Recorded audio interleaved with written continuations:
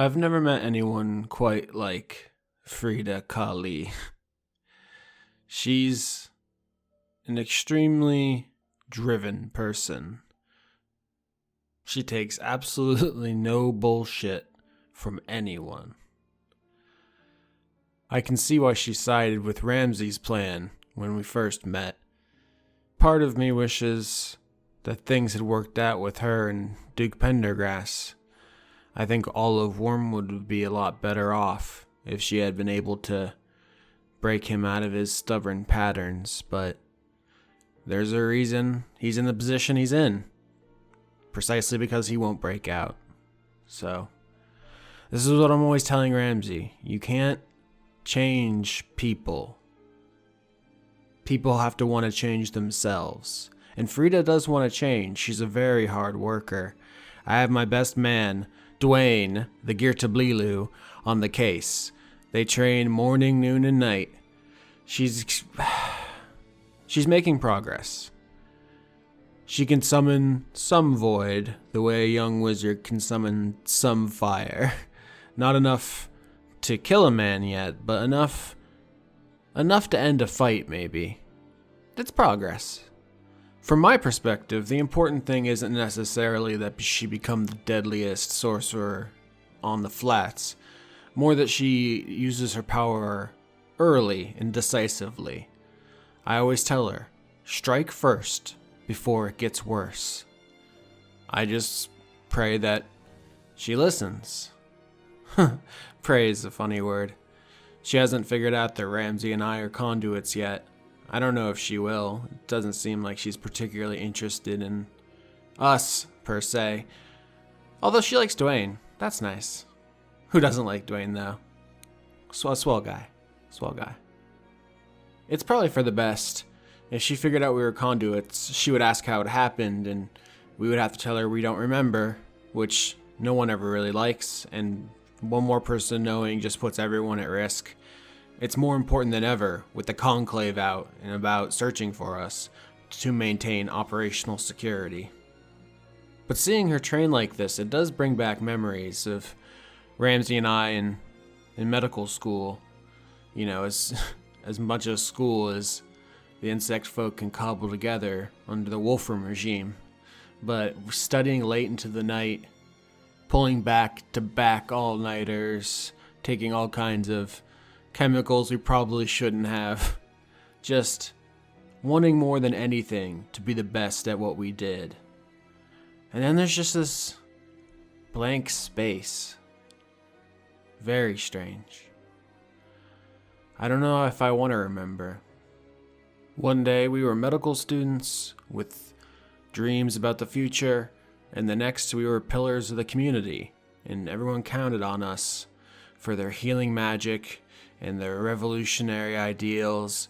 It was like being reborn as a completely better version of ourselves. That's kind of what Frida's doing with all this training.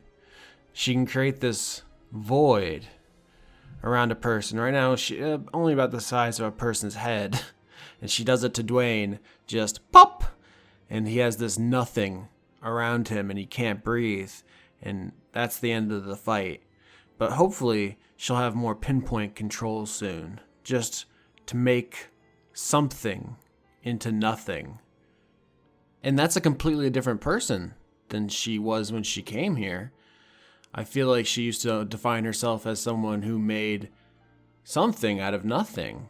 Her daughter, Sabrina. But she doesn't really talk about her much anymore. I don't know. I tried to bring it up. But I think she feels guilty about leaving her behind. Natural, I guess, but I mean, she's trying to find a way to make her life better. That's the whole point of going to Absinthia. If it's safe, then she can go back and get her, or have somebody smuggle her out of the castle. But she has to find a safe place first. Nothing would be worse than just taking your daughter into the lion's den. So I don't think she has anything to feel guilty about. But this is where Ramsay and I differ, of course. He would feel guilty about any situation he couldn't control and would want it over as soon as possible. He would he would have already done something really rash if he was in her position. So, I guess I'm just thankful she's sided with me this time. People always ask how Ramsey and I can stand each other because we have such opposite views on medicine. But it's not an opposites attract thing. I don't think we're opposites at all. It's just two parts of the same process, you know? It's like thunder and lightning aren't opposites. They're two parts of the same phenomena. And everyone respects the power and ferocity of lightning. But I think we also appreciate the warning that thunder gives us so we can get to shelter before it's too late. I hope Frida appreciates that, what I'm trying to teach her. And I hope she gets to Absinthia safe and sound. And I hope it's perfect for her and her daughter to start over. And I hope they escape from this place once and for all. Because things here, they're only going to get worse. I've tried to prevent it, but the God King is too strong now. He's been siphoning potential from his subject for years. Most people think it's just for his own personal gain, so he can drive his castle around, so he can make constructs from the salt, so he can give his underlings powers until their blood turns to crystal. But I've heard rumors about what he's gathering all this potential for, about what Queen Consort Diane Wolfram is studying up north, about whatever's under the salt beneath our feet. And it's not good. It's precisely because whatever's beneath us has so much potential for destruction that he became obsessed with the very idea of potential. I wonder if he can remember that. The person he used to be, like I was back in medical school, just obsessed with helping as many people as I could. Did he used to be like that? The way I used to stay up by candlelight, scratching away in my notes, memorizing the parts of different insect folk, all the different organs and systems, the parts of the carapace, the bones of the dwarves and the humans and the genasi, the parts of the brain, all their different requirements. Was that him? All those years ago? Sitting out on the salt? Grappling with the terrible things he would have to do to keep Wormwood safe? Or is it all just an excuse? I guess I just wish I knew what was underneath us. Every time I see her out there training, getting better bit by bit, I just find myself, yes, praying. As backwards as that is, I find myself praying, Frida, you have to get out of here. I don't know what's beneath the salt. I don't know. When our training is done for the day, and I'm back at my desk, reviewing medical charts by candlelight, like the old days, I just can't stop thinking about the question. What is underneath the salt? What is down there?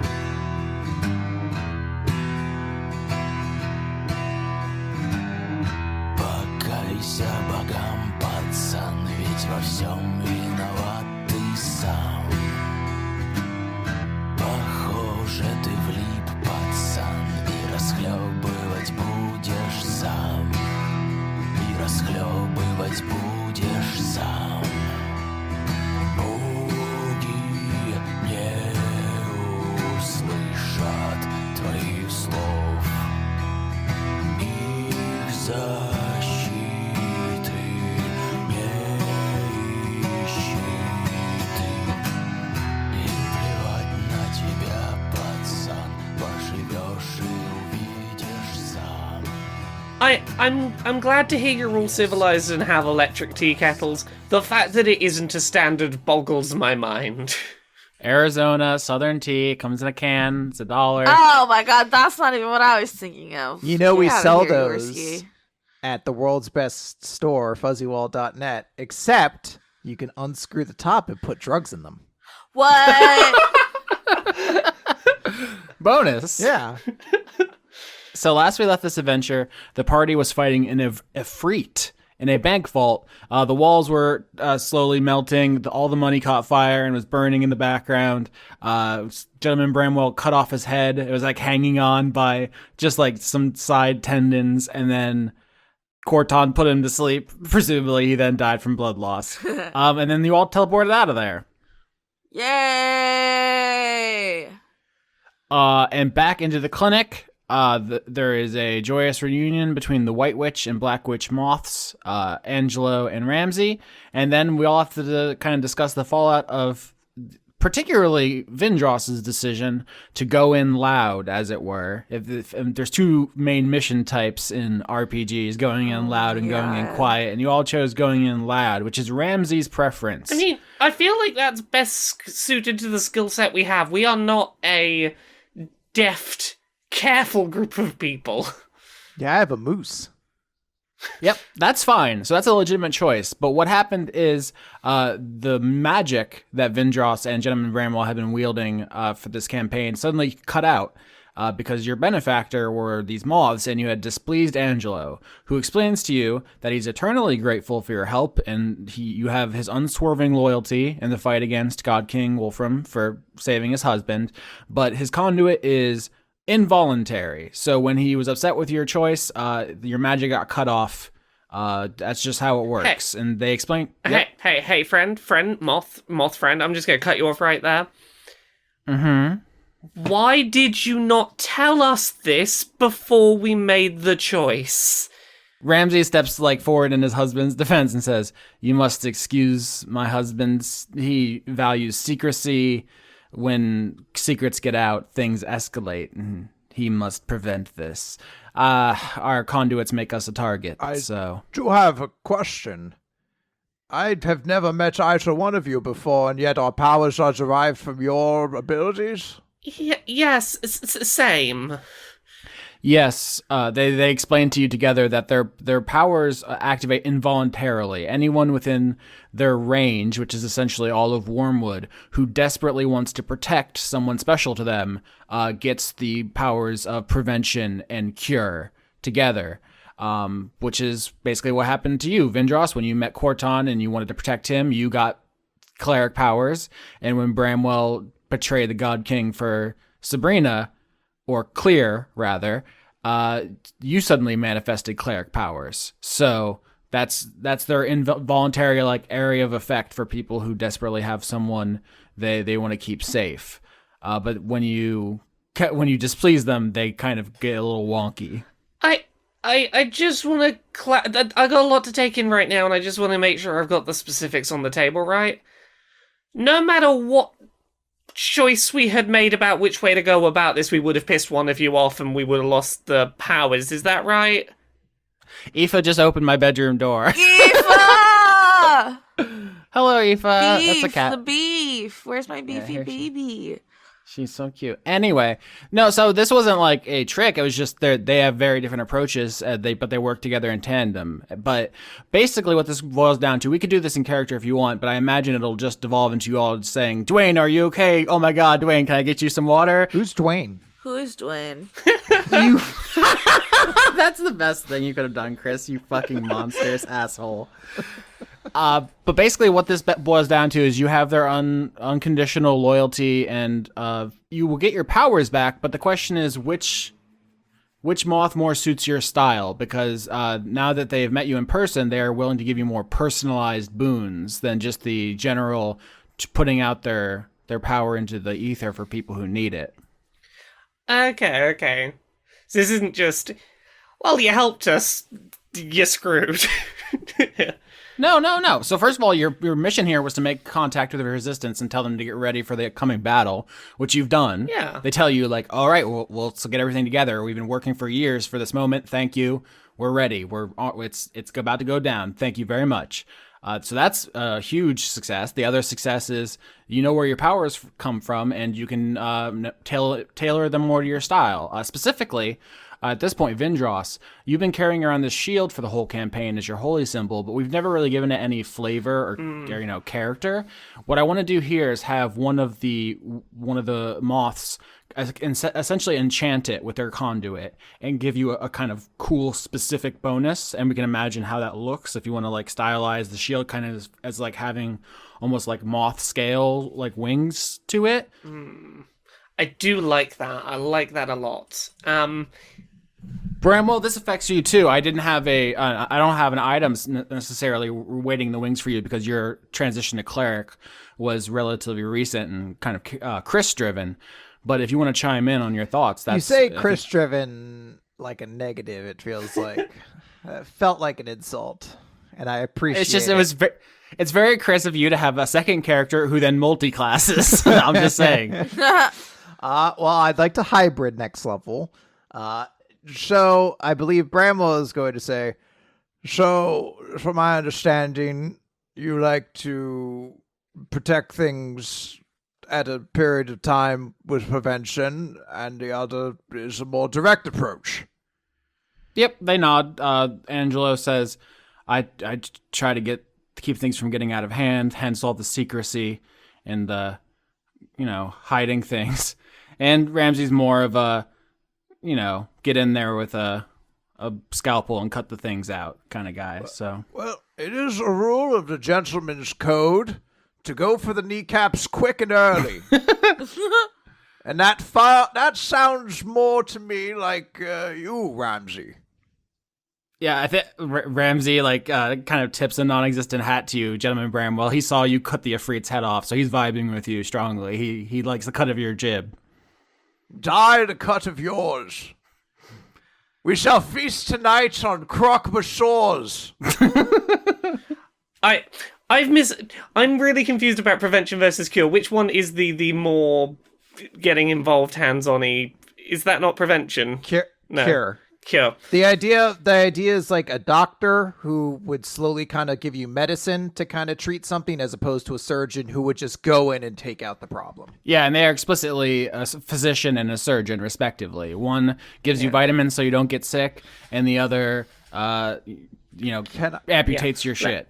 Can I call them JD and Turk just to make it easier in my mind? What? Is that One Piece? No, that's Scrubs. Oh! You are out of your fucking mind, okay. Lauren.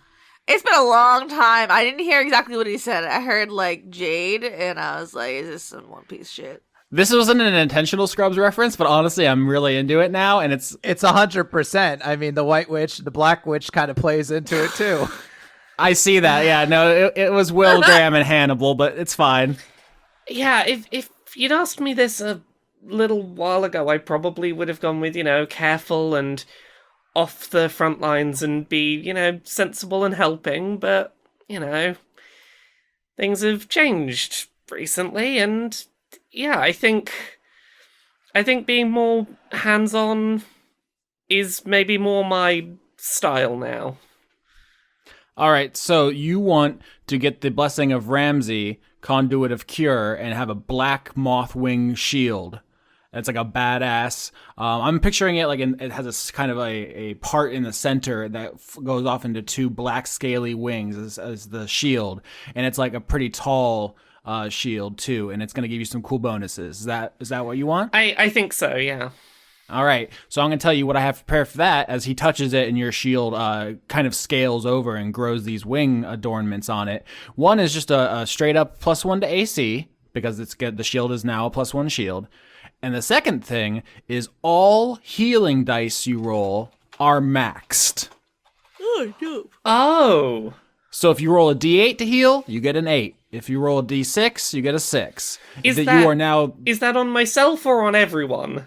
Everyone. You are the absolute top field medic in Wormwood at this point. You were getting directly from the source.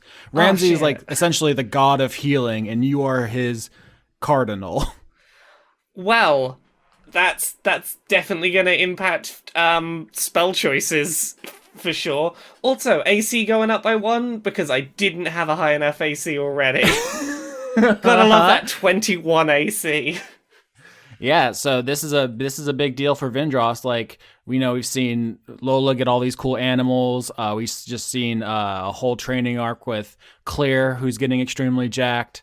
Gentleman Bramwell got a cool new stop sign. Khorton is deliberately not taking levels, so I can't speak to his development. But this is like Vindrass taking the shit up to a next level. Oh, so I guess this would be a good time to look over in Khorton's direction and be like, well, this is a tad bit awkward.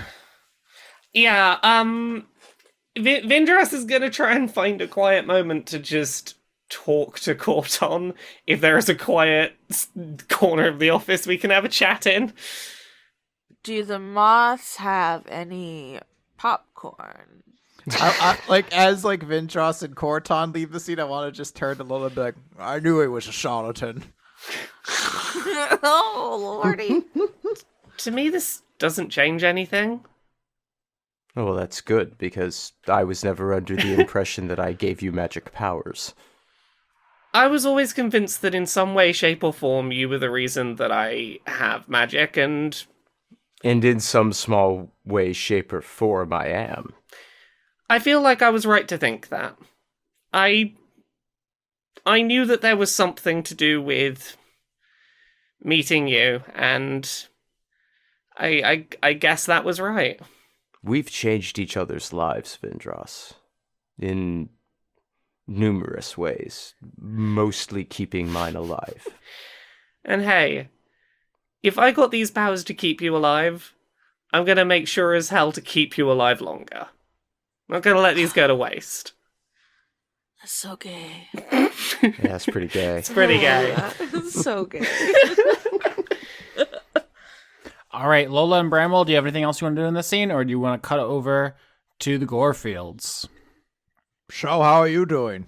I'm doing all right. My tail, I think, is starting to grow back. It's not gonna match for a while. Like, when when your tail grows whatever, back and it's a different color, right, Bramwell? whatever apocalypse version of Christmas we have, if you're eating a candy cane, but you only pull the wrapper down part of the way, and then you have a little triangle of candy cane, but it's a lot thinner than the rest of the candy cane. That's what my tail's gonna be. I think candy canes are like the candy corn of Christmas. No one really likes them. I mean, regular old standard candy cane's pretty good. Definitely better than candy corn. Also, those Lifesavers candy canes are pretty good. Lifesavers, semi-candy canes. The regular ones are just like eating toothpaste. Tasted toothpaste. Well, I have had some good toothpaste in my time. Candy canes, it's tasted toothpaste. Alright, let's go. Plap, plap, plap, We've plap, said plap all we away. need to say. Did you get everything you needed, Austin? I don't Yeah, even is know that good for anymore. you? I'm just imagining the description now of every episode where it tells the audience what the characters did, where it's like Lola discussed toothpaste, Bramwell discussed toothpaste. So let's cut over to the Gorefields. Chris, you have the character sheet handy? Yes, I do. I'm not confident in your delivery, but it's okay because There it is. I can stall for you a little bit. Nope, there it is. All of us definitely listened to the episode we weren't on, but for any of the listeners who didn't listen to it, what did we miss? We won't recap the episode we did 2 episodes ago, but can we recap the episode we did an episode ago? Yes. Please, for everybody. What? And see, the recording order and the release order are different, so no one's on the same page. It's fine. That's what I was saying. I was like, I don't know which one that means. So the main thing is that my character achieved her big power if she picked her conduit. She's the conduit of determination, which means she gets stronger the more focused she is on her goal, which comes across in gaining levels. But if she gets distracted from her goal, she gets weaker and loses levels. So she has to kind of always be kind of focused on completing her goal. So she's not allowed to do side quests anymore, or she gets debuffs.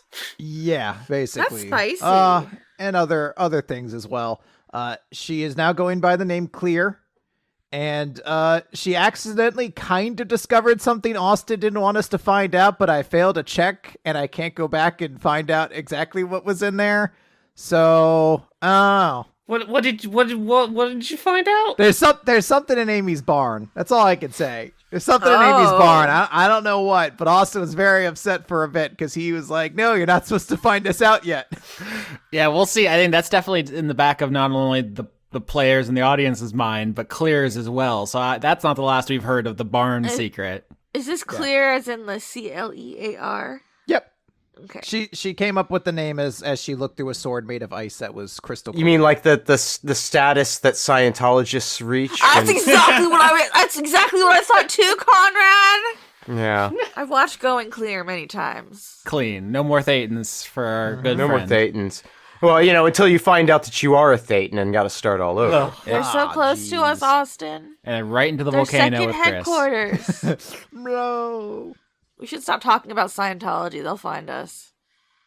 So Claire's routine is pretty simple. She wakes up in the morning, she works the fields with Charlie, she spends the afternoon with Amy doing negative reinforcement, which is basically like combat training to make her miserable, and then she spends the evening with the Duke doing meditation essentially. So he tells Claire, like, when you're sitting in the vineyard, like cross-legged in the dirt, and he says, "This is how you say there's thesis, your determination, and then there is antithesis, which is Amy's training, and now we come here for synthesis.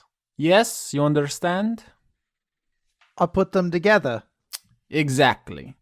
So empty your mind of other thoughts and try to imagine the determination flowing into you and everything else flowing out. Like, not physically, right? I mean, so walk us through how this works in Clear's 10-year-old mind. She's been trying to be taught transcendental meditation. I don't know how well she takes to this. Oh, God. It's so hard, too, because I have ADD, so my mind's never clear. There is never a moment of silence in this brain. I assume that it's like what it seems like in the movies. Like the end of Incredible Hulk, where Ed Norton looks to the camera and you can see the Hulk's in his eyes, but he's learned meditation, so he's definitely going to be in Avengers, and then he isn't. But it's still pretty good movie, better than people give it credit for. I do love a good Edward Norton. So it's funny because a lot of the season I've been thinking about your portrayal of the 10-year-old character and being like, well, Chris is so smart. Sometimes it's like, is he properly playing down to a 10-year-old's intelligence? And then I met an 8-year-old recently who's way smarter than Chris is. So Where are they? I'll beat them up. I think I've been underestimating the capacity for people of that age. Like, I don't know, maybe kids these days are just smarter because they have the internet. I would literally posit that this past, last night, indeed, I was beaten by a 10-year-old in Terraforming Mars. So clearly they are the best generation and are the smartest around. Oh, Terraforming Mars is a great game, by the way. It's a good game. Yeah, but the point is they're very sharp. So yeah, if you want to roll perhaps intelligence, I don't know why I say intelligence. That's nothing. But I don't know why I emphasize it like that. Maybe for Clear to grasp meditation. I got a 4. Not great, my friend. Are you sure? Yeah, I think she has She has trouble like visualizing. Is it that it's not literal for her, or too literal? You think? Well, I think she's a little bit tired because she's just been getting beat up by her older sister prior to coming here. And I think there's a part of her that's really focusing on what's in that barn because now she's really curious. And she literally has to push that out of her mind to focus her determination. I love that. So like she's trying to go to her mind palace, and then it keeps cutting from like her sitting cross-legged to that barn door, and she just keeps thinking about it, and it's like fucking up her meditation. She's like, all right, so it was full of bumble sloths to begin with. What was past that? Yeah. What? Sorry, listen to the episode. Amy's breeding bumble sloths. Of course she is. It sounds like what Claire wants to do is like go on a mission to discover the secret of Amy's barn. Yeah. But in doing so, kind of be less determined in her training. So this would be one thing if like every episode you're like, yeah, I'm totally focused on training. I'm totally focused. Like, give me more levels. Like min-maxing this arc. Num num num, like a Pac-Man. What? Like a Pac-Man, yum yum yum, levels. Like I just keep eating levels up. Yeah, but instead you're making a strong character choice to try to put this thing to rest in her mind so she can focus. But in doing so, do exactly what she shouldn't be doing, which is not be focused and determined. Choices, yeah. So I think last episode, with the thing where you summoned the ice sword was like a big moment for you and like a +1 in determination. And being distracted here is like a -1, so we're back at 0. The rule of threes, of course, dictates that you need to get to +3 to complete your training. Oh, okay. So I have to find a new way to like focus my mind. Well, yeah, I think that she'll be able to focus more once she figures out what's in the basement of the barn. So why don't you roll stealth to sneak away at night, I guess? Okay. I could do stealth. Yeah. Well, I should be able to. Who knows what the dice will do? I got a 24. Holy fuck shit. All right, so the question is, do you sleep with Amy somewhere, or are you at the Duke's residence? No. Absolutely not. Where would she sleep? Or she could just sleep in the workers' barracks with the moles. Yeah, I think that seems more fitting. She hates the Duke. She doesn't like him, so she wouldn't want to stay at his place. But she doesn't like Amy, so yeah, I feel like it would be like where the moles are. That's fun because obviously they both would offer, and she would turn them both down, even though their places are much nicer.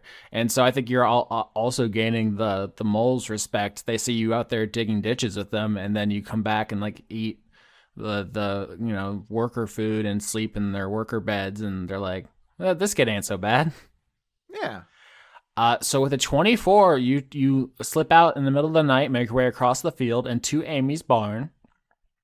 She's probably sleeping in the loft, surrounded by these bumble sloths. She has a pile of them on her bed now, and they're buzzing too loudly. She can't hear you. With a 24, you're unimpeded in your quest.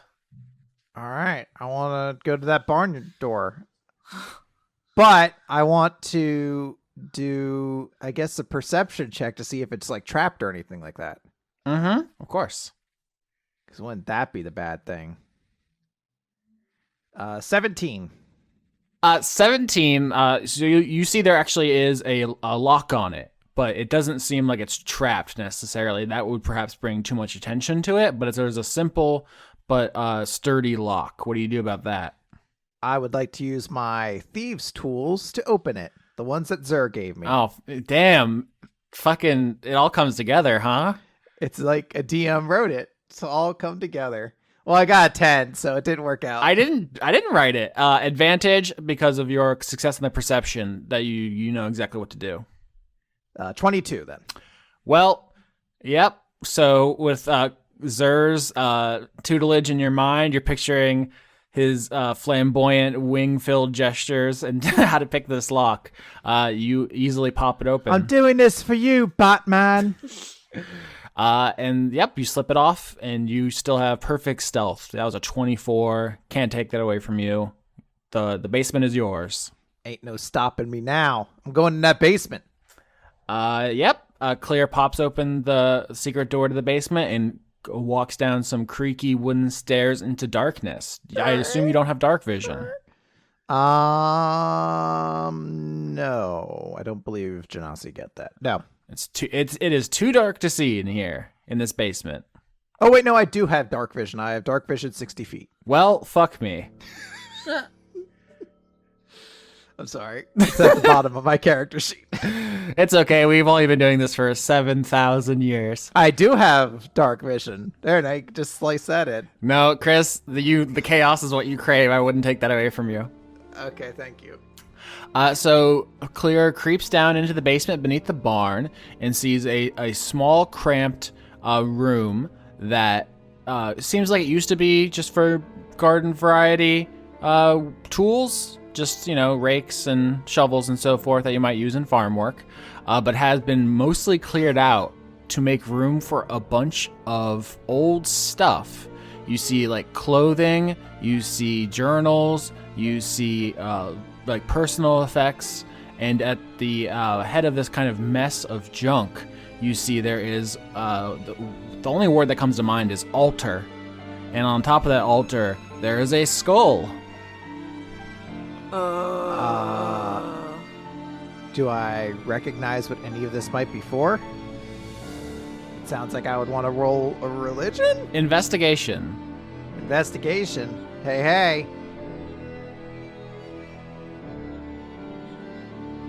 20. Yeah, perfect. So you begin walking over to the stuff gingerly, using your dark vision to see in this basement. You look at the clothes, which seem to be for an adult woman. You look at the journals and so forth, which some of it seems to be written in Primordial, the language of Genasi. And at the altar, you see what is undoubtedly a Genasi skull. Sorry, run that by me one more time? Yep. You see clothes for an adult Genasi woman. You see personal effects that seem to belong to an adult Genasi woman. And you see the skull of an adult Genasi woman. Oh, God.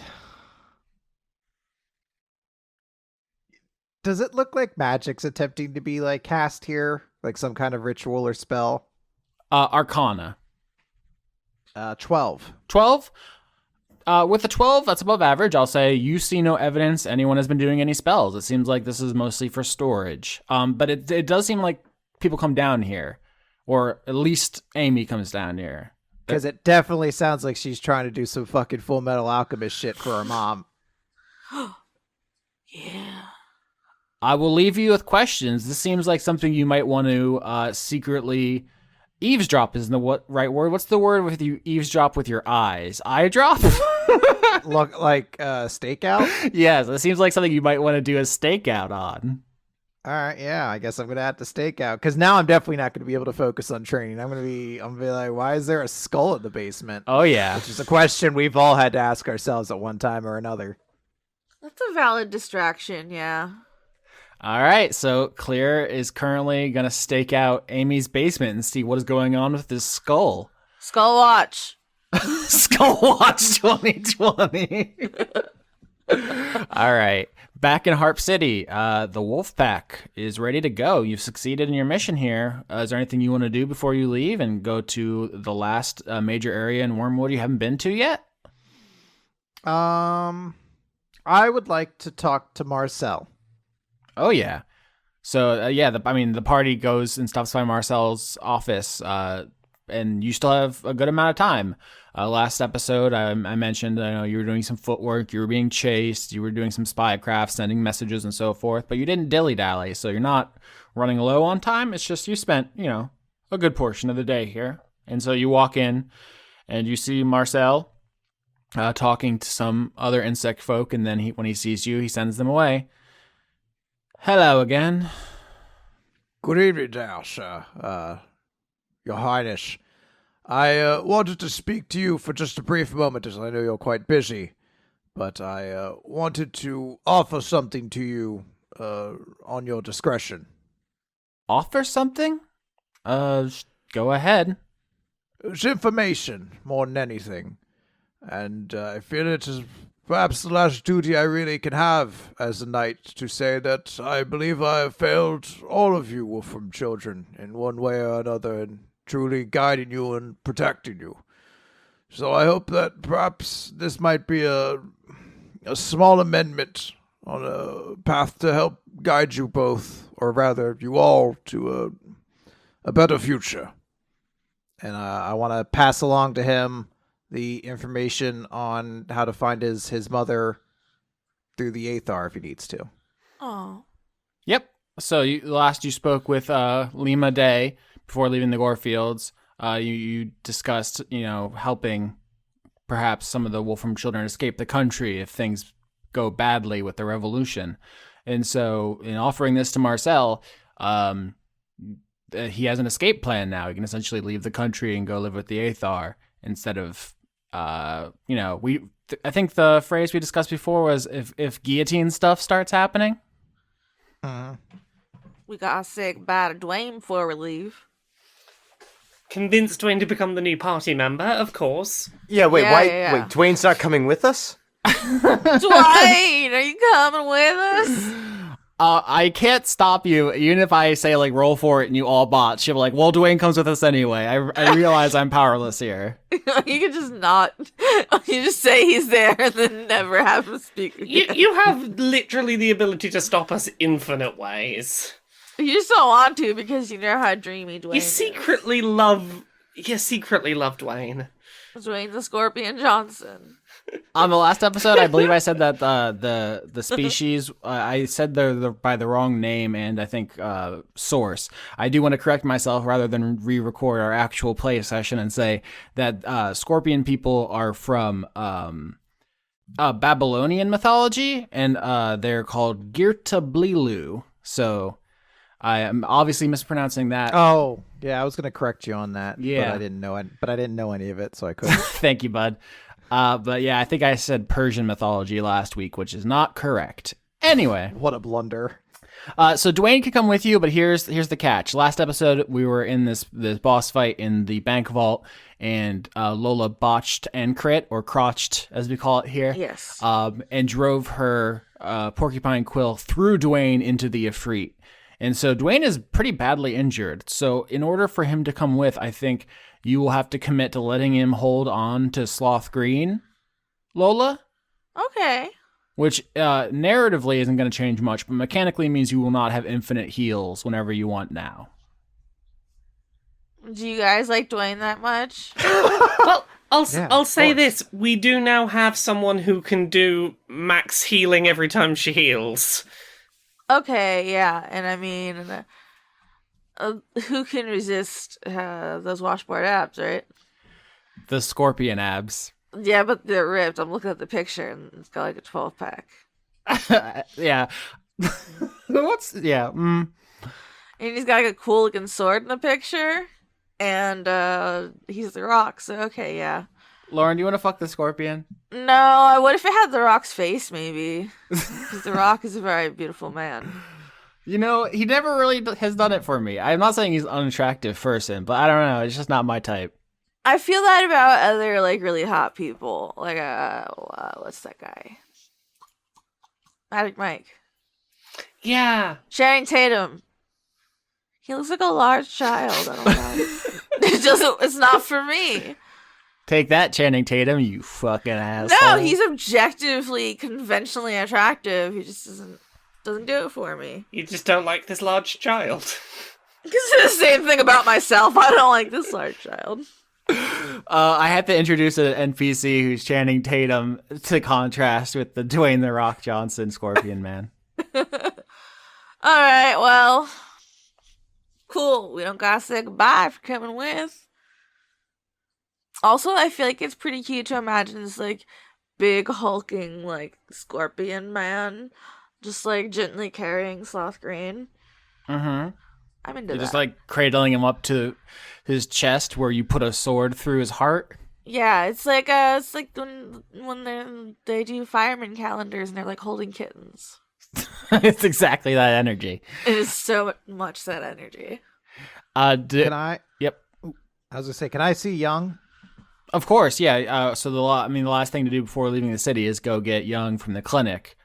So if you want to go there, anybody have anything to say, Marcel, before you leave? Because I would say someone has briefed Marcel, like when you were walking in, someone was like whispering in his ear, and he says, apparently one of the God King's closest advisors, a member of an elite organization called the Conclave, was found dead in a bank vault.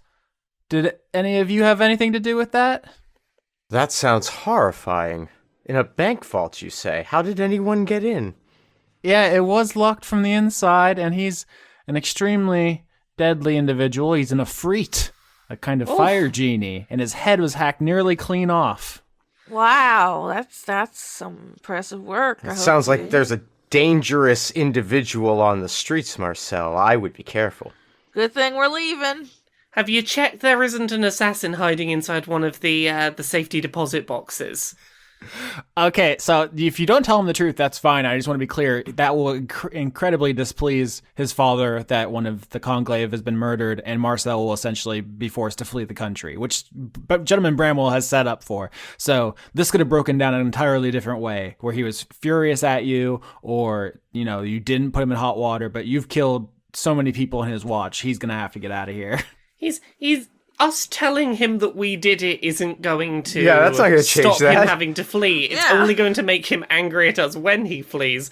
And he's got an escape plan on hand, so it's fine. This seems like a victimless crime. Except for the Ifrit. I mean, yeah, if unless it's something where if we, for some reason, told him that we were the ones who did it, would get him to, like, shift the blame onto us. But I feel like that's not really... He could do that anyway. He Yeah. should just be going anyway. Can I just tell him that he should, like, it sounds like he's got a real riddle on his hands. The murder in a locked room? No detective could solve this. I've heard this one. They stood on a block of ice and the ice melted and the evidence went away. Cut off their head. All right, I'm not even going to make you roll deception because fuck it. Wank, wank. You know what we mean. Wank. All right. So, yeah, I mean, this is a big shakeup for Harpe City, and I would say it's going to be it would have been a bigger issue, but you've made proper preparations, so successes all around. Whoa, dang. Sorry. Bug. Bug? Literally big palmetto bug, and he was on my foot. This party has been very successful. I think longtime listeners will know that mistakes often compound through a Dice Funk season to a point where the last, couple arcs are just everything imploding and as everyone dies. This one feels like everyone's properly accounted for all the eventualities and is like a rolling success Katamari. Yay! There is a lot of time for us to fuck this up. Like, we've had we can all of do the it. good luck, and that means the second half of the season, everything has to fuck up. Fair enough. So you go to the clinic, and Young is getting discharged. This is the last time to say goodbye to the hospital staff. There isn't really any hanging threads in this entire place, except for, I guess, Khorton's drug shipment. But he seems to want to keep that to himself, which is a fine choice. Y'all are complicated, but it was nice meeting you. Hugs all around. Dwayne's hugging. Ramsey's hugging. Angela's hugging. Young is hugging. Everyone's hugging. All right, let's hug. I will ask Ramsey and Angelo, so you understand the next locations we're going to be going to. Is there any information you could perhaps give us in advance about the people we might want to find when we're there? Ooh, this is a great question. Thank you, Chris. You're welcome. Take it back and destroy it. Angela says, if you're going north to Absynthia, that's Terek territory. The Terek are... The term is model minority. They're someone who are discriminated against, but who are also held up as a way to discriminate against others. It's the why aren't you like those Asian people who are really good at maths? It's the we're going to build a stereotype about this group that we can then use to hold up an unrealistic standard, but also go, why aren't you doing stereotype that isn't really a thing? Yeah, so the Terek basically make a big show of loyalty to the God King. So he leaves them alone and points to them and says, like, why aren't the rest of you slaves behaving like they are? It's really rough, but in order to kind of maintain this blind spot and be left alone, there hasn't really been a resistance movement growing among the Terek, and as far as Angelo is aware. And so while the bug folk and the moles were more than happy to get behind all this, and basically all you had to do was ask. The Terek is going to be more difficult because you're going to have to convince them to fight and die in a war, in a revolution, which may leave them worse off. Where right now they are at least scraping by. Understood. Is there perhaps a leader we should try to seek out? Also a good question. Angela says, in order to keep from getting the God King's attention, they specifically try not to appoint anyone who is like a charismatic leader who could threaten his sovereignty. And that's part of the problem. So what you're saying is we need to be the charismatic leader. However you want to handle this is up to you. This is the question, right? How do you shock awake people who are complacent against injustice? This is a question we often come to in Dice Funk because it'd be very easy if everyone immediately was like, yes, we're all on board. Let's go kill the bad guys. I mean, we can roll persuasion. It's pretty good. Charisma checks. I mean, we could just tell we could just let the God King know we're there. Do you have any medicine for the road? Give us supplies. Give me supplies. Lola, why don't you roll medicine to see how many supplies you can manage to scrounge up from the clinic? I hadn't even thought of this. 3. None, unfortunately. I found none. I just knocked over a bunch of shit. No, I think just with an honest reckoning of the fact that the resistance is going to need every bandage they can possibly get their hands on, they just can't spare anything. It's not malicious. It's just the way this is. Can I take an informational pamphlet for some light reading on the road? Sure, Lola, if you want a pamphlet, you can have a pamphlet. You know what I'm talking about. You go to your doctor and it's like, are you depressed? Here's how you know. Mm-hmm. So I guess Lola will know, huh? Yep. Actually, I do maybe kind of want to say something to the moths before we go, if that's an option. Yeah. Vindrass is going to go up to them and just say, sorry I was a little, question heavy at first. It's a lot recontextualizing where magic came from, but I just want to say thank you. Your magic, I guess as it's supposed to, really helped me keep someone safe when they needed it most, so just thanks. I think Ramsey specifically kind of claps you on the shoulder and says, this is not a problem. We have to maintain operational security, so this is not personal. In fact, we've already dismantled our base in the lamp store and moved to a different part of Harpe City. We can't stay in one place for long, so it was never personal, the secrecy. We're happy to help. Thank you for being a gift when I needed one. I think at this point, Angela turns to Khorton and says, a lucky guy, huh? Yeah, I mean, all things considered. He scratches his non-existent nose. Yeah, it's been hard for him, but you are alive, so. But at what cost? The nose was the cost. I guess that's true. We know what cost. Specifically, we actually do know. Actually, I think at this point, Angela's has 4 arms because he's a lepidopteran, and he's poking you in the stomach like your Pillsbury Doughboy belly, just poke, lucky guy, huh? Look at this little fella. But you don't feel it, Khorton. No. So I think everyone's looking over at you, wondering why you're not reacting to being poked repeatedly in the tummy. You're just gonna let him do that to you? Stop that. That's very annoying. It's okay if you don't want him to stop. It looks adorable from over here. Yeah, I just don't like when people poke my tummy, so, This is highly sexual for me. What?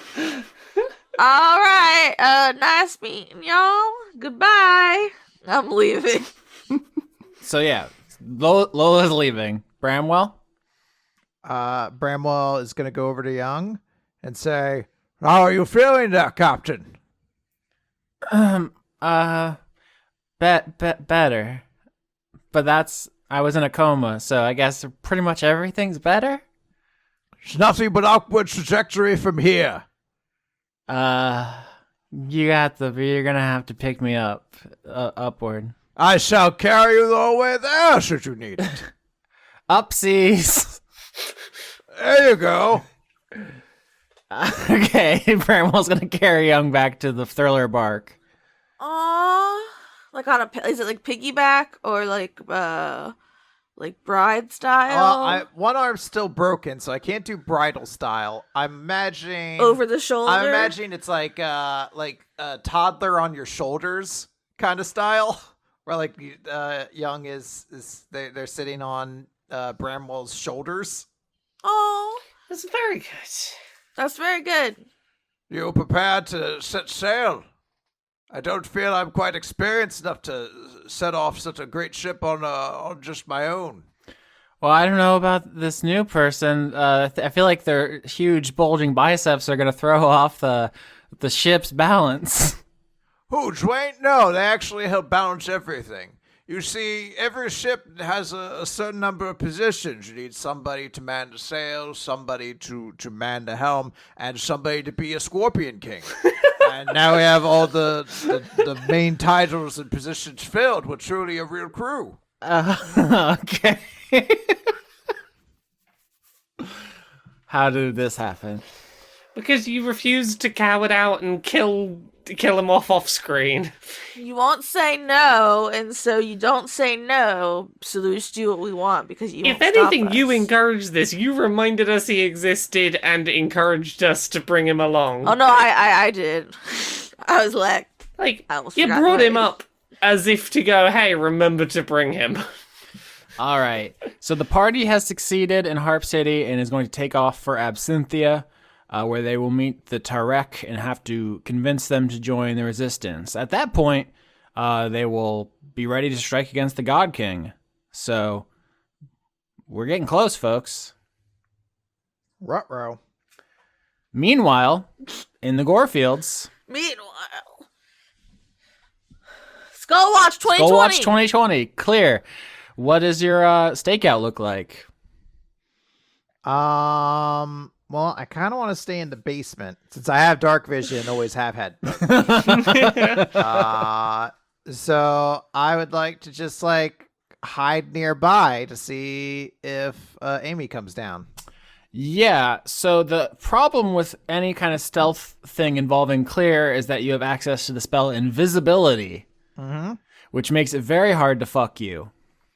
Yeah, I'm sorry about that. So, yeah, I mean, if you want to burn the spell slot, there's not much I can do about it. It's already been crossed off.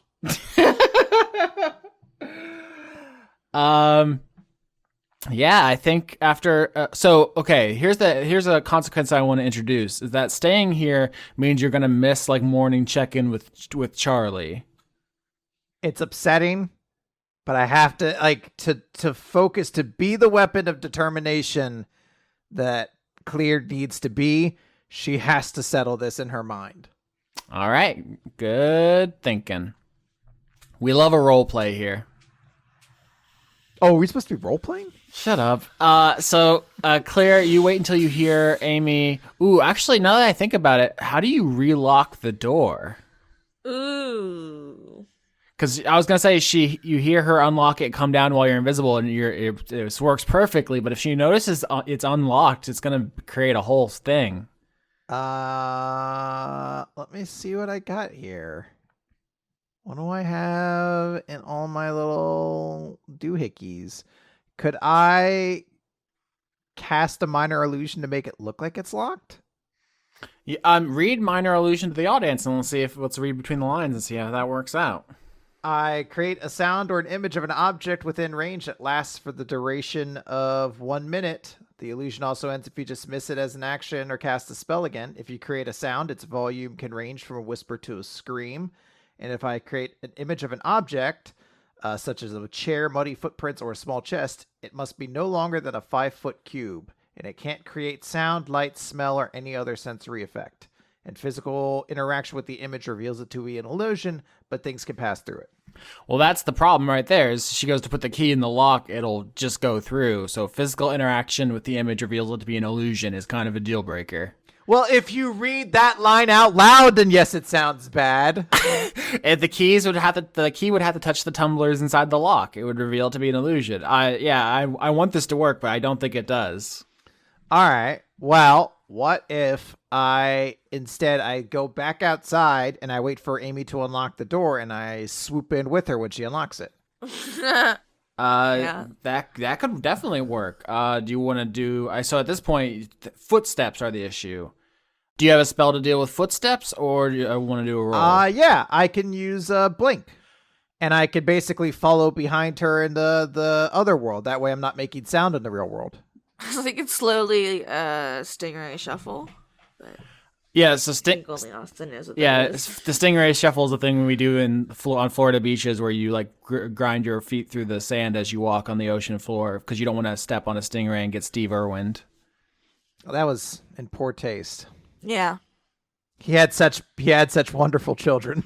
He sure did. They're still really cool. I follow them. That's why we got to spread the word about the stingray shuffle. That's how you got to do it. Okay. Yeah, you just shuffle and then you don't get stung. Now I'm sad. So, Clear, you go back up into the barn, wait until you see... Oh my god, bug? Sorry, there's another one! Jesus, Florida, what are you... I'm so sorry. It's so big and it was on me. Okay. Do you want to leave that in? You can't. Where'd it go? Holy shit, where'd it go? Lauren's getting eaten alive. I hate them. So Claire, you go back up into the barn, wait till you see Amy, turn invisible, she unlocks the door, opens it, you blink, and follow behind her, because when you're in the gray, you cannot be heard or seen, so you can follow behind her, and she will not be able to hear you. I will say about the gray, though, can you roll me a perception check? Oakley dokley. I will roll perception and certainly not persuasion. I got a 1. All right, that's not a botch. That's a 2 minus 1. When the whole world essentially turns into like a photo negative around you, you transport into this other world you don't fully understand, but it seems to have some kind of connection with this one. And as you begin following your sister, you just hear distant whispers. You can't with a 1. You absolutely cannot make out what they're saying, but something else is in here with you. Oh, cool. I'll have to come back later and check that out. More hang distractions. out with all my friends. Yeah, no. More distractions from your determination. Interesting. Yeah, I like it. So you follow Amy down into the basement, and you sit in the gray, and she closes the door behind her. She goes down into the basement, and she kind of sits in front of the altar and starts poring over these pages. She's like looking through these books, and eventually you find a place to hide, crouch down, and come back from the gray, because you can't hear her when you're there. Mm-hmm. So you have to come back, and when you do, you kind of hear her reading to herself quietly, just mumbling. More like too low to hear the individual words, but every once in a while she kind of addresses the skull. Like she looks back over her shoulder and she says, "This is a good one, Mom. You're so funny." I guess can I attempt insight to have a better idea what she's doing? Like, is this just like her coping mechanism, or is this something else? Roll insight. Can I roll insight on this fucking bug? 6. Yeah. With the 6, I think you think like your sister is clearly insane. She's talking to a fucking skull. And I think I can't tell you how to feel, but I feel like you think she is like dangerously unstable, and you probably shouldn't reveal yourself. Well, you say that, but what better time to reveal myself than right now? Oh my god, yes. Can I the drama? Can I walk forward and try to look at the book? Yeah, I mean, you looked at the books before. They were in the language of the Genasi and the Elementals, Primordial, and they just seemed to be like personal diaries. You flipped through them, and you couldn't, as a 10-year-old, it was just like, I went on a picnic today. It was lovely. It didn't seem like anything you give a shit about as someone who's really into adventures and cool, like high-flying action stories. Then, yeah, I kind of want to like knock on a door and just be like, "Hello." Because I gotta put this to rest, so I have to talk to her directly. I have to get it done with so I can focus. Yeah, I mean, so you knock, hello, and an ash dagger slams into your chest. Ow. Well, rude.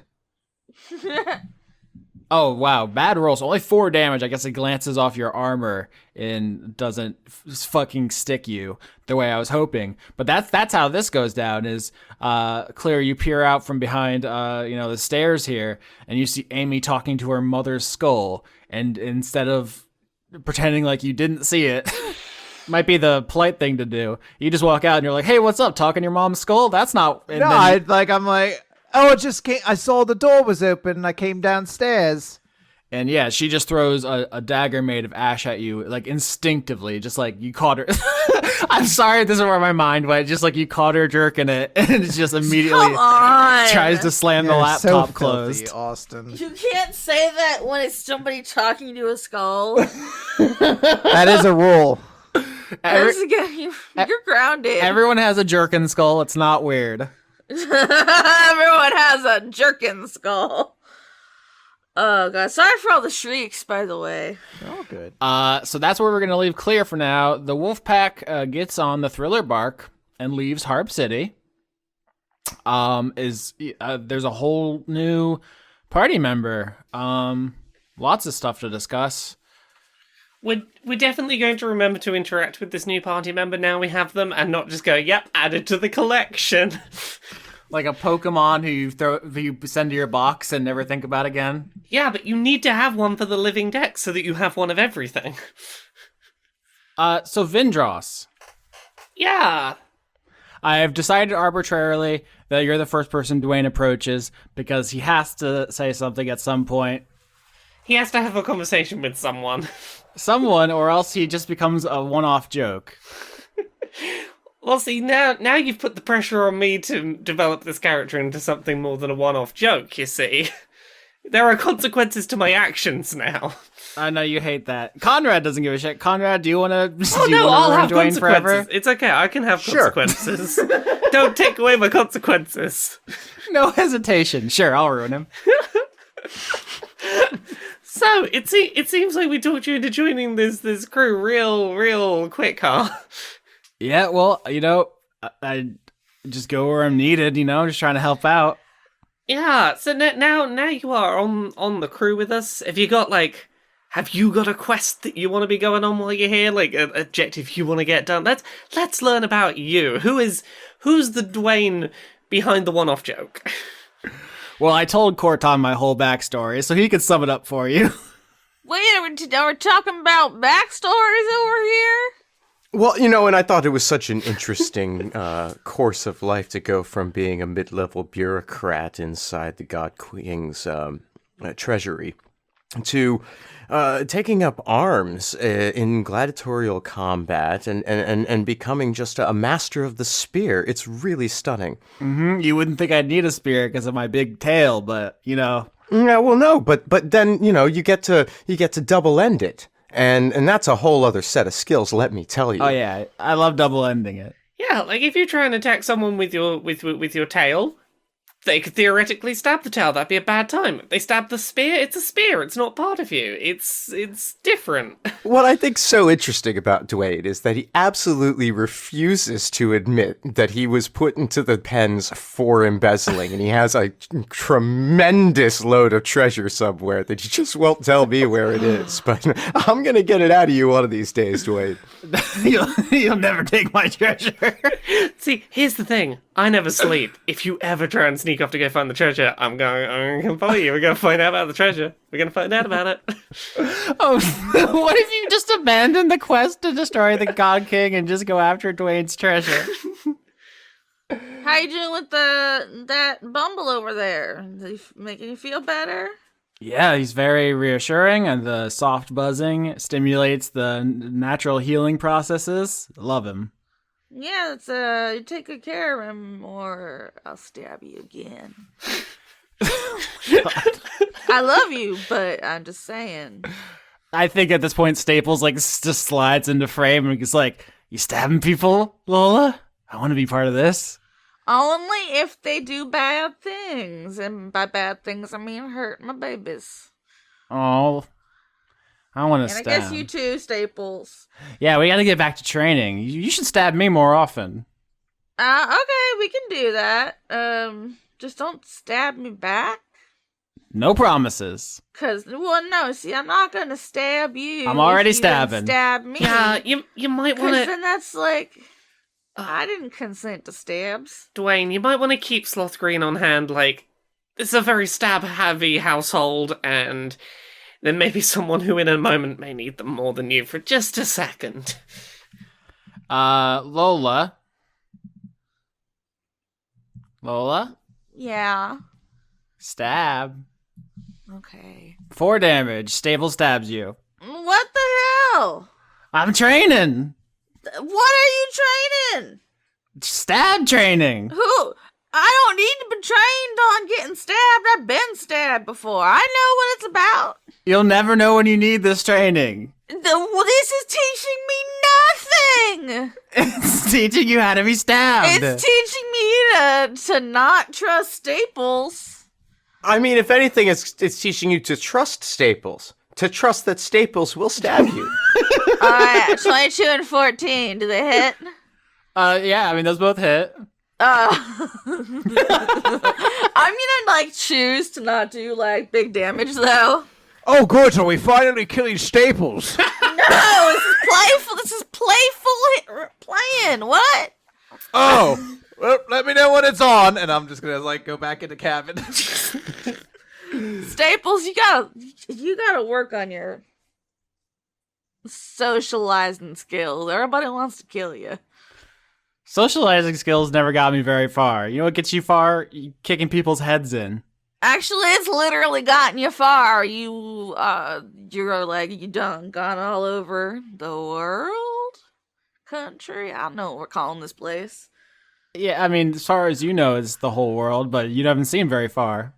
I mean, technically, we have taken you pretty far from where you were before. You were in a warehouse, and now you're not. Yeah, I cease to exist when you don't observe me. Oh my God, Staples, will you work with me for just one gosh darn second? How much is it worth to you? Suck my dick. Well, no, that's extra. No, man, you're unflappable. Oh, no, I always be flapping. I'm a bird. I know that's why I use the word unflappable. She stabs you. God damn it. 3 damage. I stabbed back. Yeah. We're just having a stab fight now, but it's little flesh wounds. Khorton steps out and...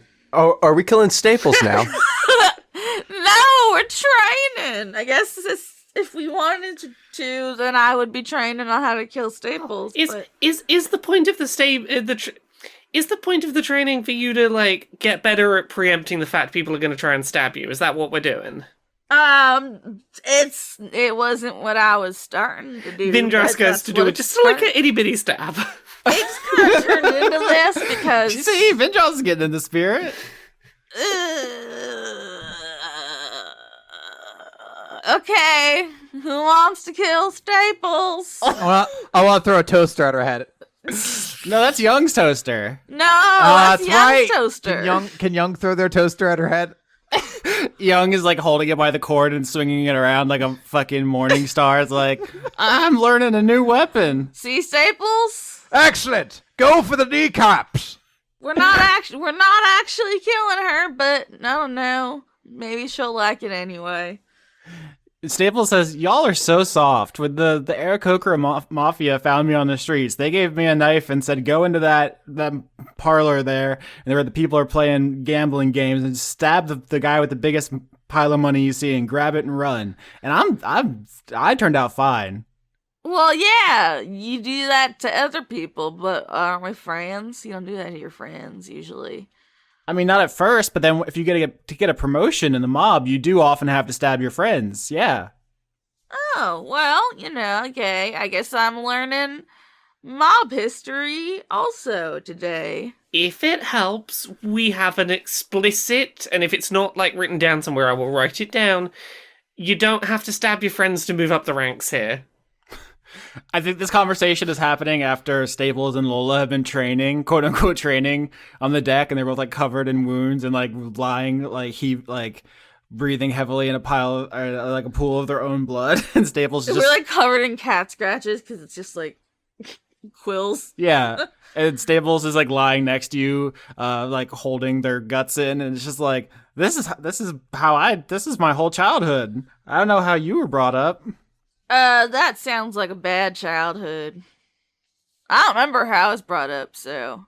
You don't even remember. How do you know your childhood wasn't stabby? I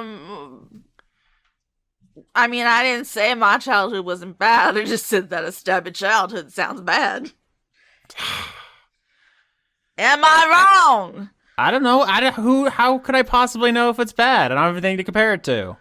Well, being stabbed is bad. You don't like being stabbed is bad. Hey, you realize you're talking to Staples. Staples does not mind getting stabbed, from what I can Staples tell. more like stabbles. Stabbles. But now I'm the best at stabbing and stapling. It worked out. If I didn't have that kind of childhood, I'd be shit at that, and I'd probably be dead. Well, we're glad you're not dead. I'm glad you're not dead. I can't speak for everyone else. Khorton leaves. Can I open the doors? Khorton's leaving. I'm like, I didn't miss Dwayne's backstory, did I?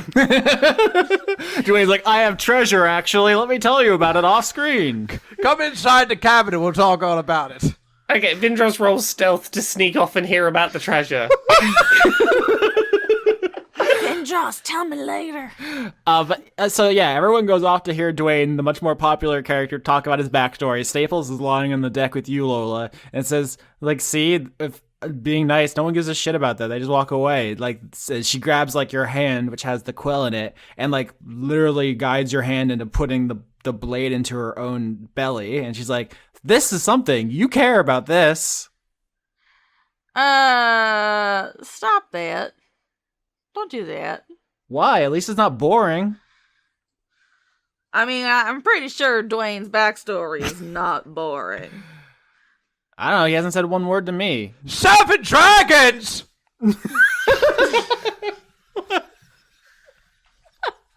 Fuck.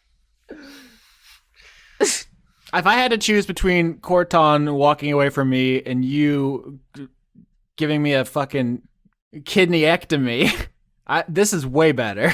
What does a kidney even do? I think it's something with piss. I think it's like a piss heart. It's a heart for your. It's a heart for your piss. I don't need that. I don't want that to come out. Leave that in there. Plug that hole where we don't need no kidney piss. We don't need. We don't need no kidney piss. Oh fuck.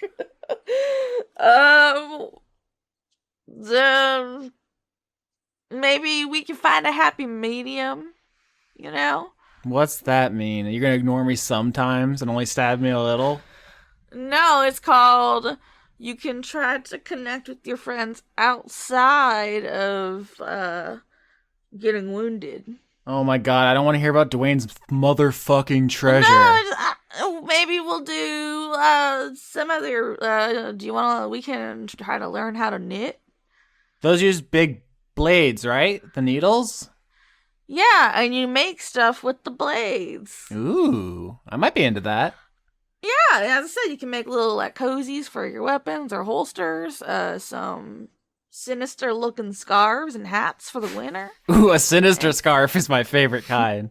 Yeah, you can make it look like it's like blood dripping down, Ooh. right? And you'd be like, my throat got cut because the scarf is my blood. Ha ha ha. She actually does laugh like way too hard at that. Like, my throat got cut. That'd be great. Yeah. So let's try stabbing something that isn't flesh. I'm too tired to stab. I've lost a lot of blood, actually. No, we'll stab tomorrow. Okay. We gotta. I guess we should put some oats in this blood for the horses. I mean, can't let it all go to waste. At this point, like, Staples, like, rests her head on you, Lola, and just kind of, like, drifts off. It's like, you're now stuck underneath this, like, sticky, bloody vulture woman. Well, I guess I'll pet her noggin. Mm-hmm. And so you two are Don't stuck to wake the up deck and while everyone stab else is hearing me. Dwayne's backstory.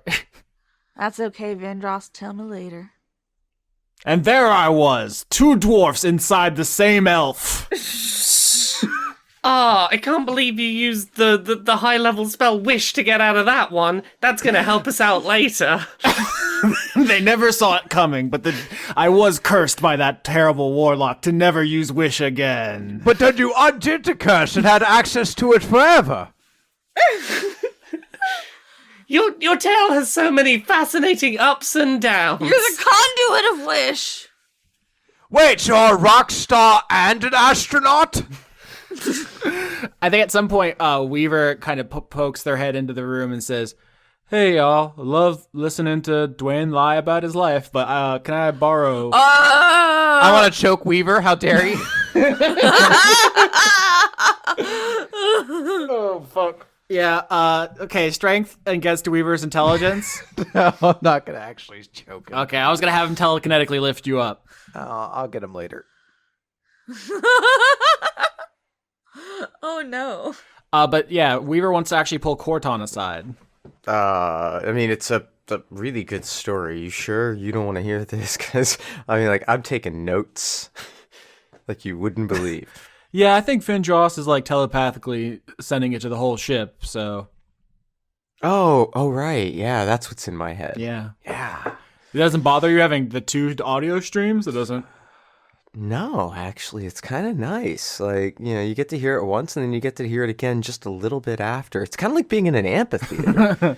That's cool. That's cool.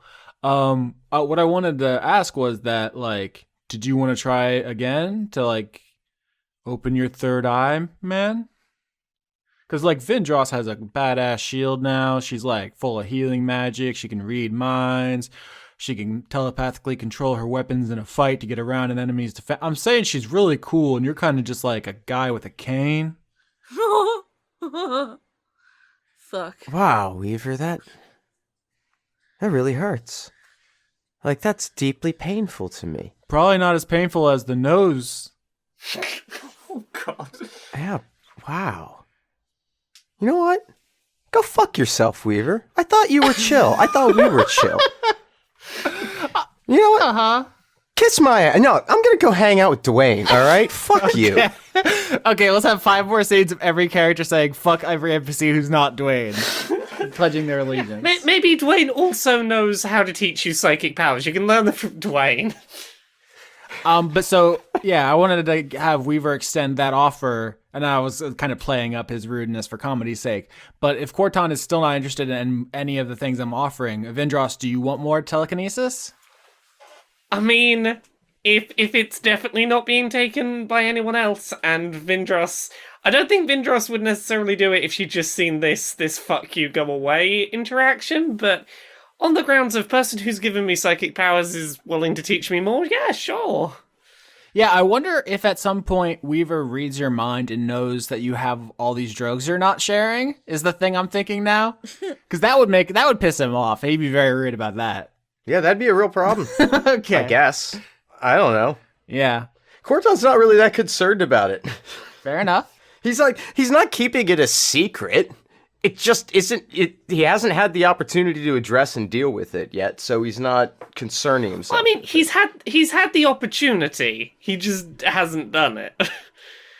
While this is happening, so basically Weaver is like rude to Khorton. Khorton rebuffs him, and there is like a clap of distant thunder when that happens. And you see the ship is just kind of sailing along the salt uneventfully, and you see dark clouds in the distance.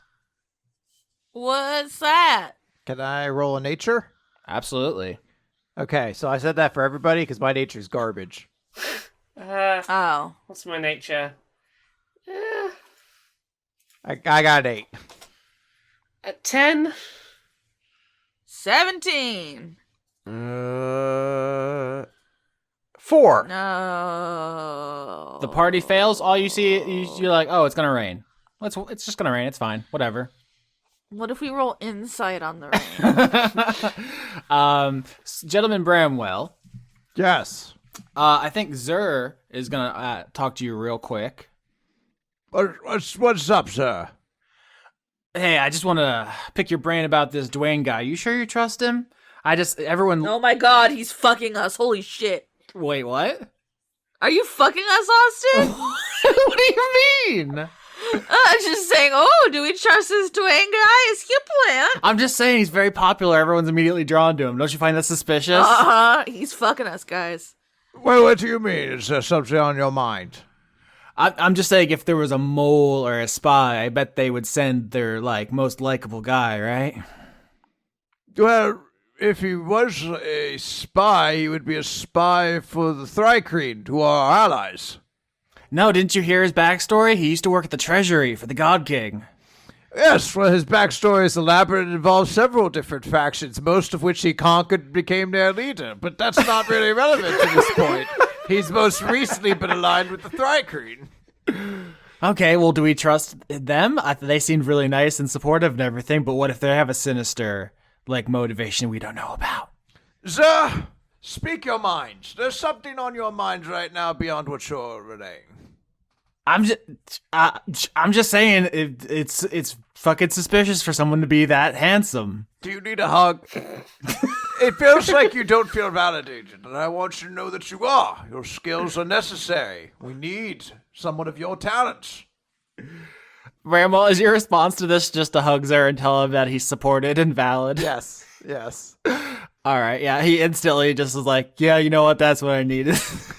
All right, buddy, you can go get them. I was feeling insecure because he's so handsome. Hey, we all have to deal with it, but we all accept it.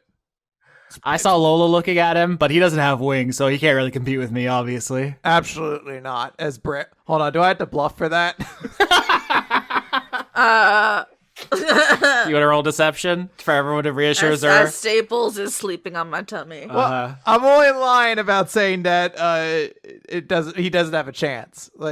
No, Zer, you're great, but I will be lying about saying that Dwayne is not the most handsome person here by far. I think we could roll deception, but... Have you seen it? He has to eat 16 pounds of haddock a day to keep up those muscles. Yeah, let's leave Zer in his ignorant bliss. There's no reason to fail this deception check and hurt his feelings. Exactly. I think the last person I want to address here would be Young, who I think actually for one of the first times in this campaign talks to Vindrass.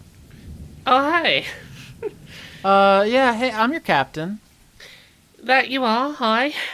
It's kind of weird because I've been the captain and then I was the first mate for a while and we never talked, and we are one of the only set of people on the ship who are the same species. Are you mad at me? No, I'm really sorry if I gave across that impression. I'm not good at doing the whole branching out thing. I'm not good at starting conversations with people. I don't know how to do it.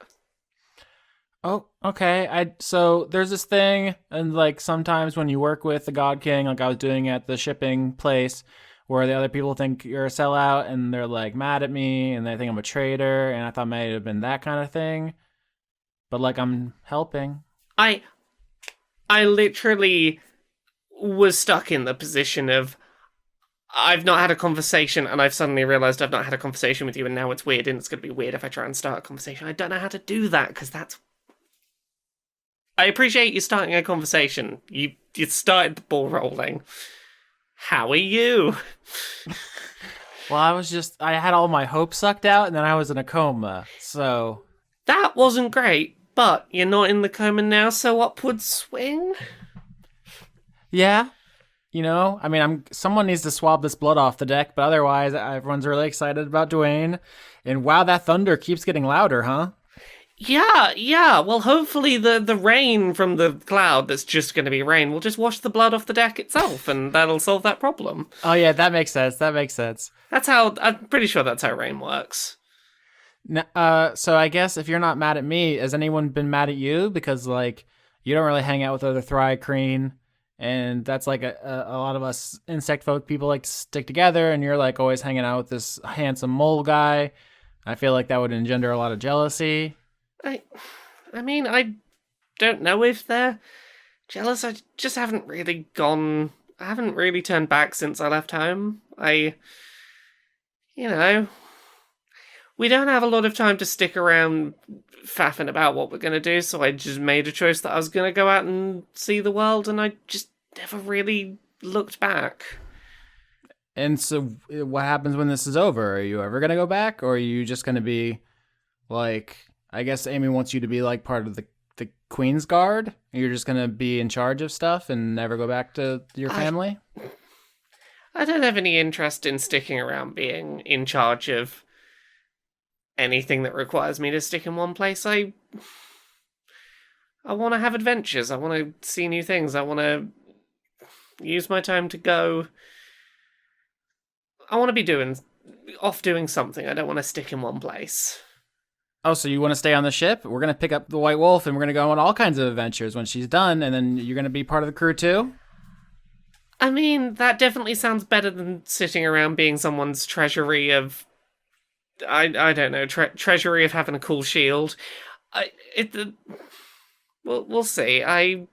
But what if Khorton doesn't want to come with on adventures? Because he's going to be like doing stuff, like important stuff.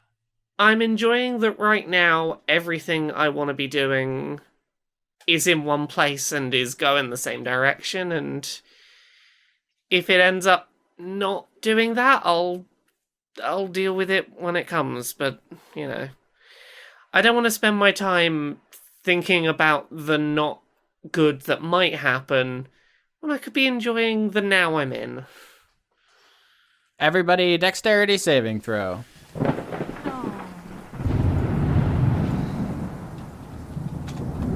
4. That's a botch. 10. 21.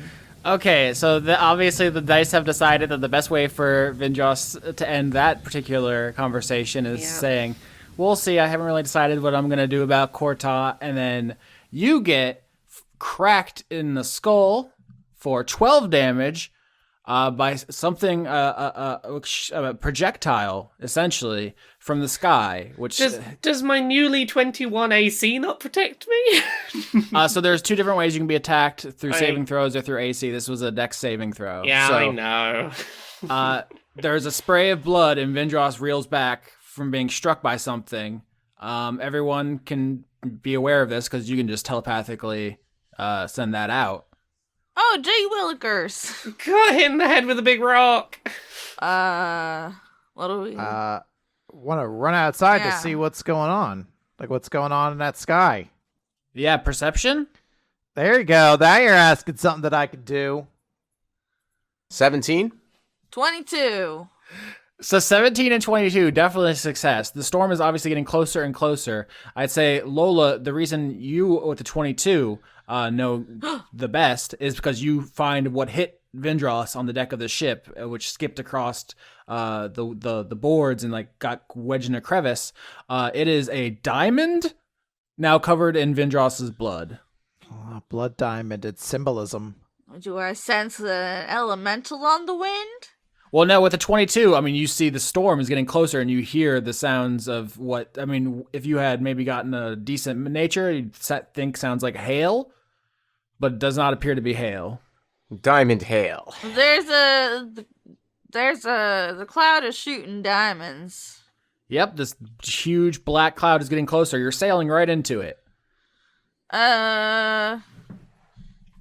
We should go around this. Yeah, can we maneuver? Can we zag? Sounds like you want to do a vehicle roll. Proficiency only happens with Bramwell. 22. Oh, yeah. Nice. Okay, so Bramwell, what do you say to Young to get the ship turned and you're going to try to outrun this storm and go around it? Captain, seek forward on the landscape. Guide us through here and I'll man the helm. All right, you man the helm, so you grab the wheel and spin it. Young takes command of the sails and gets them on the right course. But you've already sailed to the edge of it, and so the deck begins getting pelted with diamonds screaming down from the sky. Everyone, dexterity saving throw again. No. Oh no. 8. 7. 3. Fail. 14? Success. This time, Vindrass actually, I assume you get under your shield. Yeah. I'm not going to be dodging these anytime soon. Everyone else takes 13 damage, and they are like bullets coming down from the sky, and they begin punching through the ship as well. This is the heavily armored ship, so it's not in immediate danger of being destroyed, but it's taking damage. I think Vindrass's first instinct is going to be to use the shield to sort of as a big umbrella to keep herself shielded, while attempting to cast mending on the bits of the ship that are getting damaged by these things, just to keep the ship going. Oh yeah, a perfect textbook use of mending. As the diamonds punch through the deck, you just run over and you wave your shield over them, or like you're under it, like right, and the magic's flowing through you, and you're using your other arms to exactly Jedi wave over them, and they just seal instantly.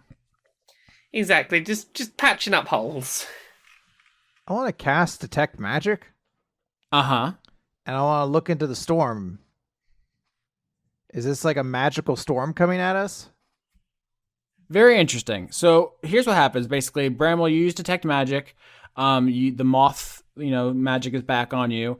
And you look out into the storm. You don't see any magic emanating from the storm. This just seems to be a consequence of the apocalypse.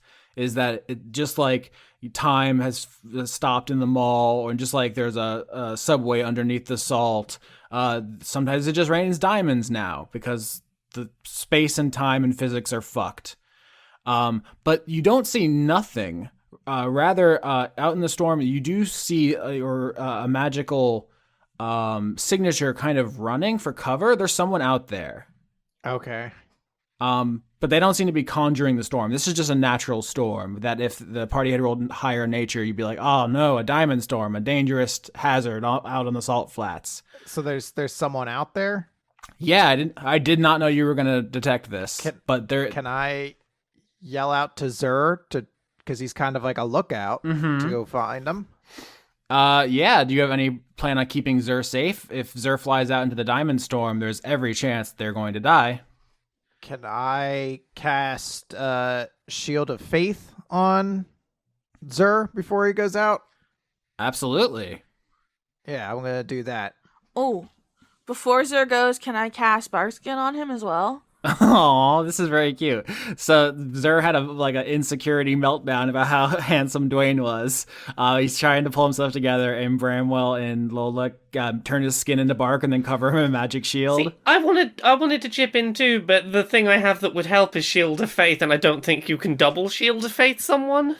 No, but you're mending the ship, so you're still helping a lot. No, but I could give Mantle of Inspiration to Zur, and they can get.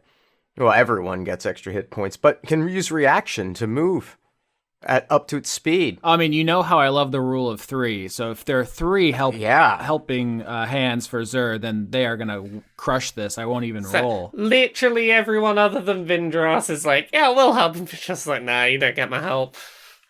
Keep your insecurities. I like this because Zur is now defined by his wounded masculinity, and everyone coming together is this moment of oh, they do like me. He's little ears wiggle, and he's cloaked in all kinds of different magic from everyone's sources, and he flies out into the diamond storm. And instead of rolling damage to see if he is torn to bits, I was pretty much dreading this because there's a good chance he would have died here. I would have cried. Instead, the shield takes a beating. Some of the things skip off his bark skin, but Zur grabs this person and flies back to the ship and drops them on the deck. Who are they? Staples, pin him down!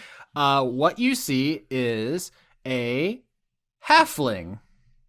Is it one of the evil ones? Oh, it's so easy for Staples to hold down.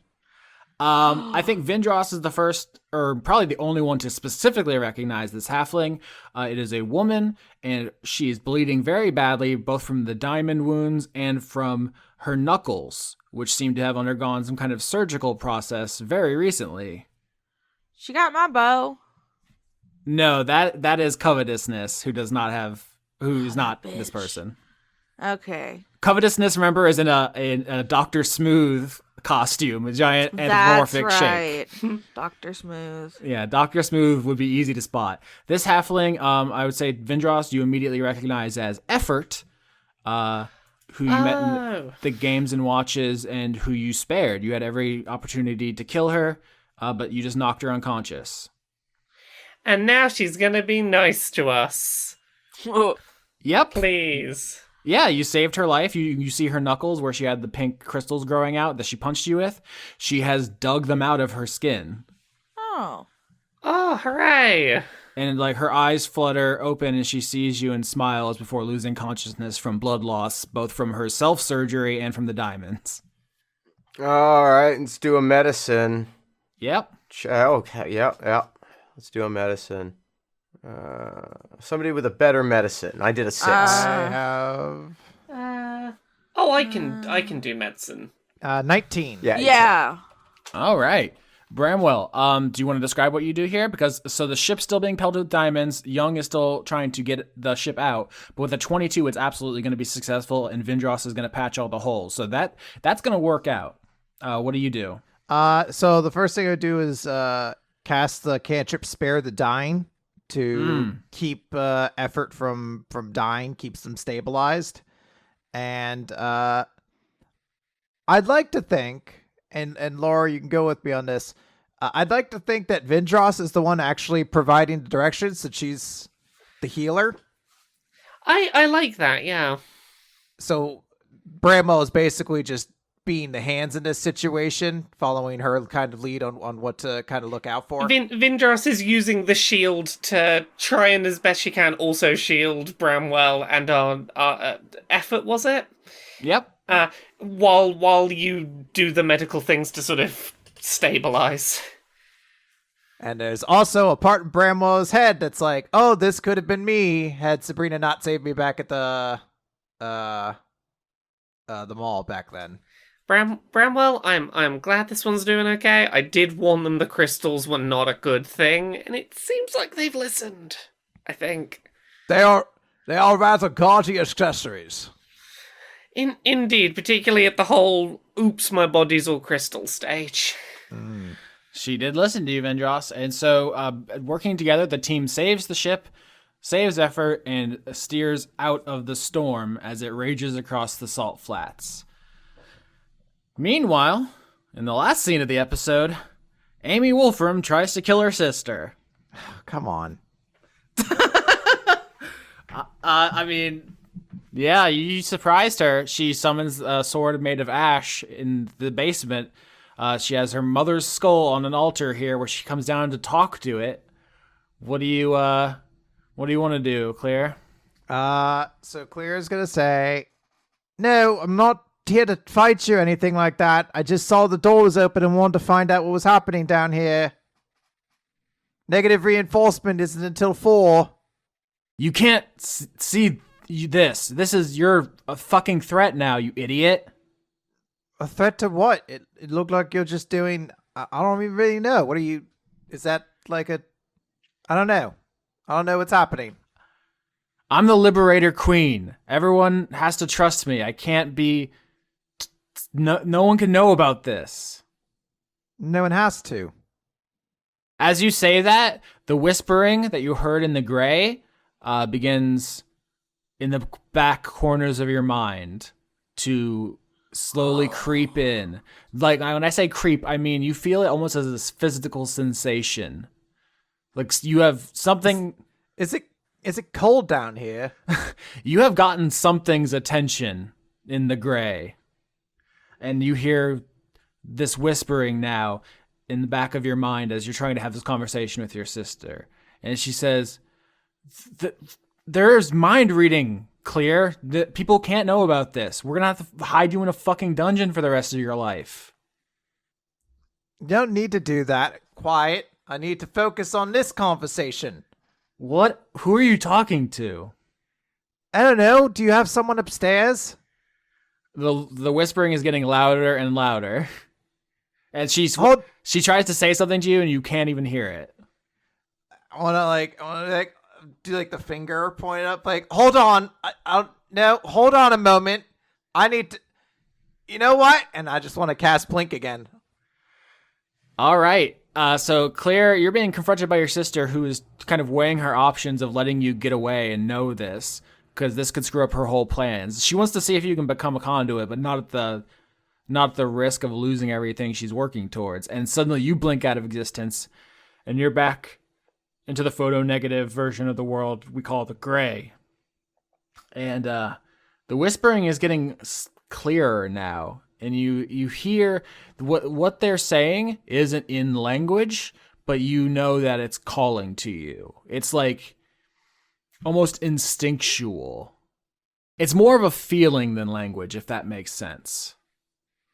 Can I tell a direction that it's coming from? Roll survival? Ooh. Nope, never mind. That's bad on this character. Oops. I was on the other sheet. 3. No. You can't. It seems like it's coming from everywhere. Where do you go? I'd like to think she's just standing right there, like in the same spot. She was hoping to just go into this world to get some quiet because it doesn't have sound the same way. Yeah. So the fact that it's louder here, I think she's just going to call out like hello. I think when you respond out loud to it, and it suddenly goes silent. All right, good. And I'm gonna teleport back. I'm gonna blink back into the non upside down, the right side up. Yeah, they're right side up. And I'm gonna say, sorry, it was getting really loud. No, I don't want to tell anybody about your weird basement thing. That's your thing.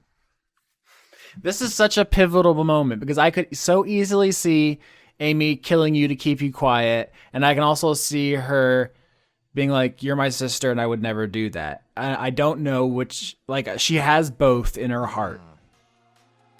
Is this where we have the real negative enforcement fight? Roll initiative? Uh-oh.